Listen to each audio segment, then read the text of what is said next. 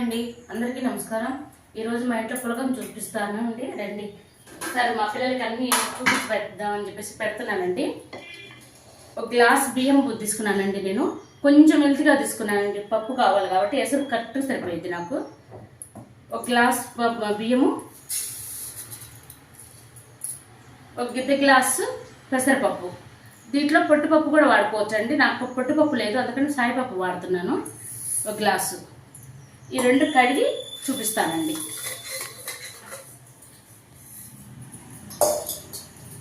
ఇదిగోండి, కడిగాను నేను శుభ్రంగా. క్లీన్గా కడిగి పెట్టుకున్నా. ఒకటికి రెండు అందరికి తెలిసిందేనండి. బియ్యం ఒకటైతే నీళ్లు రెండు.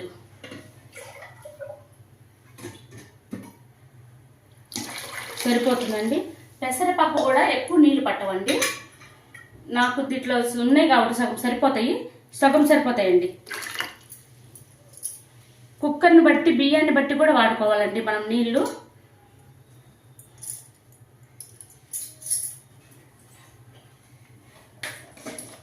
ఇదిగోండి, పసుపు వేస్తున్నా.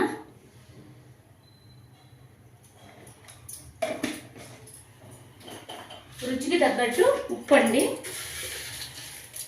రుచికి తగ్గట్టు ఉప్పు.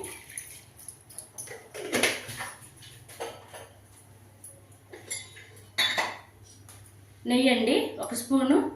నెయ్యి వేయడం వల్ల పలుకులుగా వస్తుంది, పొడిగా. నెయ్యి కానీ నూనె కానీ ఏమైనా వేసుకోవచ్చండి, మన ఇష్టం. ఇంట్లో ఉండేదాన్ని బట్టి. ఇంకా 3 విజిల్ రానిచ్చి ఆఫ్ చేద్దామండి.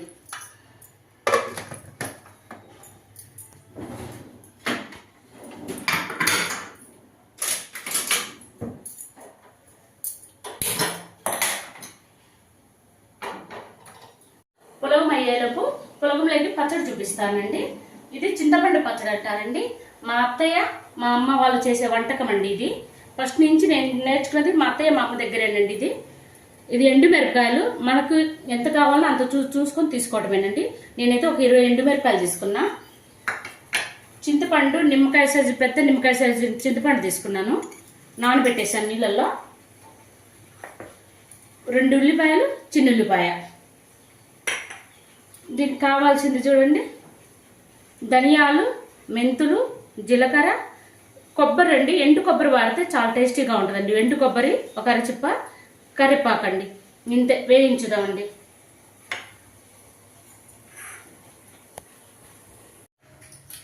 ఇదిగోండి, ఇట్లా వేగిపోయినాయి. కొద్దిగా ఆయిల్ వేసేసుకున్నా చూడండి. ఒక 1/2 స్పూన్ ఆయిల్ వేసేసుకున్నా. వేగింది. కొబ్బరి అండి, కొంచెం ఎండు కొబ్బరి కూడా ముక్కలు చేసేసి వేస్తున్నా. ఇదిగోండి, ధనియాలు, మెంతులు, జీలకర్ర, కరివేపాకు అన్నీ ఒకేసారి వేస్తున్నా చూడండి.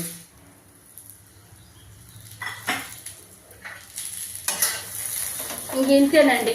ఈ పచ్చడి చింతపండు పచ్చడి అండి. చాలా టేస్టీగా ఉంటుంది పులగంలోకి. పులగంలోకి ఎంత రుచిగా ఉంటుందనండి. ఇది కంపల్సరిగా పులగం చేసినప్పుడు ఇది చేయండి కంపల్సరిగా. చాలా బాగుంటుంది. ఇది మా అమ్మ చేసేది, మా అత్తమ్మ చేసేదండి. బాగుంటుంది పచ్చడి.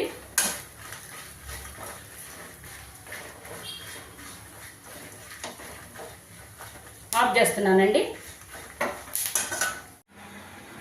ఇదిగోండి, వేగిపోయినాయి. ప్లేట్లో తీసుకున్నాను నేను చల్లార్చుకోవడానికి. చల్లారింది. ఇదిగోండి, ఉప్పు రుచికి తగ్గట్టు ఉప్పు అండి. ఇది మిక్స్ చేసుకొని చింతపండు వేసుకోవడమేనండి. ఇంకా చింతపండు లాస్ట్న ఉల్లిపాయ కలుపుకోవడం. పచ్చి ఉల్లిపాయ అయితే దీనికి టేస్ట్ చాలా బాగుంటుందండి. లాస్ట్న ఉల్లిపాయ కలిపేసేసుకొని తీద్దామండి. ఇంతే. మిక్స్ చేసుకున్న తర్వాత చూపిస్తానండి మీకు. చూడండి, ఇలా మిక్సీ పట్టేసుకున్నా నేను. దీంట్లో చింతపండు వేస్తున్నాను చూడండి. చింతపండు నానబెట్టిన నీళ్ళు. కాస్త చింతపండు ఎక్కువ వేసుకున్నామంటే బాగుంటుందండి, పుల్లగా. కారం ఇష్టం తక్కువ తినే వాళ్ళైతే కొంచెం మిరపకాయలు తగ్గించుకోవచ్చు.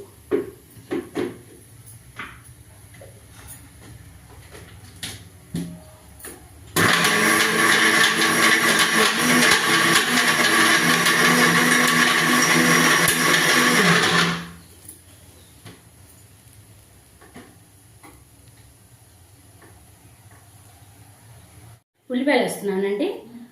ఒక్క ట్రిప్ ఊరకట్ట తిప్పి తీసుకోవడమేనండి, అంతే. రివర్స్ ఊరకట్ట తిప్పేసి తీయడమే. ఇదిగోండి, అయిపోయింది. ఉల్లిపాయలు అక్కడక్కడ కనపడతా చూడండి. ఎంత చక్కగా ఉందో పచ్చడి. ఈ పచ్చడి భలే టేస్ట్ ఉంటుందండి, చాలా బాగుంటుంది. అన్నీ సరిపోయినాయో లేదో చూసుకుందామండి. సూపర్గా ఉందండి ఈ పచ్చడి, ఒక్కసారి ట్రై చేయండి, చాలా బాగుంది. అయిందండి, ఇదిగో చూడండి, పొడి పొడిగా అన్నం బాగా అయింది, పులగం ఇలా వస్తుంది. ఇంకా పెసరపప్పు తిస్తే ఇంకా కలర్ఫుల్గా ఉంటుందండి, గ్రీన్గా చాలా బాగుంటుంది. ఇప్పుడు ఈ పప్పుతో సాయిపప్పుతో వేసానండి పెసరపప్పు. కొంచెం అది చూడండి, పలుకు పలుకు లెక్క వచ్చేసిందా, చాలా బాగుంటుంది. నెలకి 2 సార్లు ఇదైతే మా ఇంట్లో ఉంటుందండి. ఈ చట్నీ ఇష్టం ఉంటే తాలింపు వేసుకోవచ్చండి, మేమైతే తాలింపు వేయమండి, ఇట్లానే బాగుంటుందండి, మాకు చాలా టేస్టీగా ఉంటుంది. దీనికి కంపల్సరీగా నెయ్యి ఉండాలండి, పులగానికి నెయ్యి కంపల్సరీగా ఉండాలి.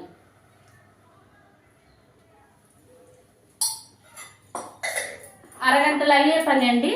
ఆఫీసులకు స్కూల్ బాక్సులు కట్టేదానికి చాలా ఈజీగా అవుతుంది, చాలా టేస్ట్గా కూడా ఉంటుందండి. ఒక్కసారి ఇలా ట్రై చేయండి.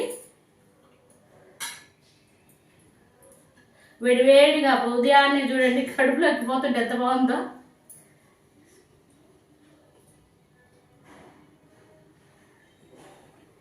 సూపర్గా ఉందండి, చాలా బాగుంది.